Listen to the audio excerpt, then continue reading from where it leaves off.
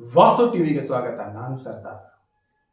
Rising Vijayapura ಎಂಬ ಕಾರ್ಯಕ್ರಮದಲ್ಲಿ ರವೀಂದ್ರನಾಥ್ ಠಾಗೋರ್ ಶಾಲಾ ಕಾಲೇಜಿನ ವಿದ್ಯಾರ್ಥಿನಿಯೊಬ್ಬಳು ಭಾಗವಹಿಸಿದ ಸಂದರ್ಭದಲ್ಲಿ ವಿಜಯಪುರದಲ್ಲಿ ಕಳ್ಳರ ಹಾವಳಿ ದರೋಡೆ ಕೇಳಿಬರುತ್ತಿದೆ. ತಾವು ಇದರ ಬಗ್ಗೆ ಏನು ಕ್ರಮ ಕೈಗೊಂಡಿದ್ದೀರಾ ಸರ್ ಎಂದು ವಿಜಯಪುರ ಎಸ್ಪಿ ಲಕ್ಷ್ಮಣ್ ನಿಂಬರ್ಗಿ ಅವರಿಗೆ ಕೇಳಿದ ಪ್ರಶ್ನೆಗೆ ವಿಜಯಪುರ ನಗರದ ಎಸ್ಪಿ ಲಕ್ಷ್ಮಣ್ ನಿಂಬರ್ಗಿ ಅವರು ವಿಸ್ತಾರವಾಗಿ ಉತ್ತರಿಸಿದ್ದಾರೆ.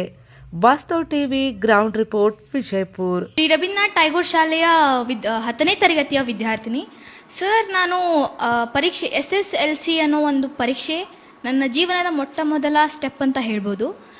ನಾನು ಈ ಪರೀಕ್ಷೆಯನ್ನು ಒಳ್ಳೆ ರಿಸಲ್ಟ್ ಮಾಡೋದಕ್ಕೋಸ್ಕರ ನಾನು ನೈಟ್ ಎಲ್ಲ ಕೂತ್ಕೊಂಡು ಓದ್ತೀನಿ ಅಲ್ವಾ ಸರ್.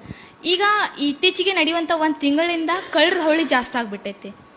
ಮೊದಲೆಲ್ಲ ಏನಾಗ್ತಿತ್ತು, ಕಳ್ಳರು ಯಾರ ಮನೆ ಕೀಲಿ ಹಾಕ್ತಿದ್ರು ಅವ್ರ ಮನೆಗೆ ಹೋಗಿ ನೈಟ್ ಕಳು ಮಾಡ್ತಿದ್ರು. ಇತ್ತೀಚೆಗೆ ಏನಾಗ್ಬಿಟ್ಟಿದೆ ಅಂದರೆ ಮನೆಯೊಳಗೆ ಜನ ಇದ್ದು ಆಜು ಬಾಜು ಜನ ಇದ್ರೂ ಸಹ ಕಲ್ಲನ್ನು ಹೊಡೆದು ಒಳಗೆ ಹೋಗಿ ದರೋಡೆ ಮಾಡುವಂಥ ಟೈಮ್ ಬಂದ್ಬಿಡ್ತು ನಮಗೆ ಈ ದಿನಮಾನಗಳಲ್ಲಿ. ನನ್ನ ಪ್ರಶ್ನೆ ಸರ್, ಈಗ ನಾನು ನೈಟ್ ಓದೋಕ್ಕಾಗ್ತಾ ಇಲ್ಲ. ಎಲ್ಲೇ ನಮ್ಮ ಮನೇನೂ ಒಂದು ದಿನ ಬಂದು ಬಾಗಲ ಬಡಿತಾರೋ ಒಂದು ಭಯದಿಂದ ನಾನು ಮಕ್ಕೊಂಬಿಡೋದಾಗೈತಿ, ಓದೋಕ್ಕಾಗ್ತಾ ಇಲ್ಲ ನೈಟ್. ಅದಕ್ಕಾಗಿ ಇದನ್ನು ನೀವು ಏನು ಕ್ರಮ ಕೈಗೊಳ್ತೀರಾ ಸರ್? ತಾವು ಹೇಳಿದ್ದು ಜನವರಿ 9ರಿಂದ 16ನೇ ತಾರೀಕು ಸುಮಾರು 7 to 8 days ಸಿದ್ದೇಶ್ವರ ಜಾತ್ರೆ ಸಂದರ್ಭದಲ್ಲಿ ಸಾಕಷ್ಟು ಜನ flowing population was there.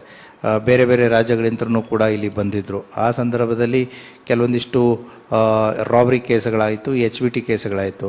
Police ಇಲಾಖೆ ಅವರನ್ನು within A short period of time ಎಲ್ಲರನ್ನೂ ಕೂಡ ಪತ್ತೆ ಮಾಡಿ ಅವರನ್ನು ಅರೆಸ್ಟ್ ಮಾಡಿ ಈಗಾಗಲೇ ಹಾಕಲಾಗಿದೆ. ಜನವರಿ 16 ಆದಮೇಲೆ ಇವತ್ತಿನವರೆಗೂ, ಇವತ್ತು ಫೆಬ್ರವರಿ 6, ಸುಮಾರು 20 ದಿನ ಮೇಲಾಯಿತು. ಯಾವುದೇ ರೀತಿಯಾದಂಥ ಕಳ್ಳತನ ಪ್ರಕರಣ ಆಗಲಿ, ರಾಬರಿ ಪ್ರಕರಣ ಆಗಲಿ ವಿಜಯಪುರ ಸಿಟಿಯಲ್ಲಿ ಆಗಿಲ್ಲ.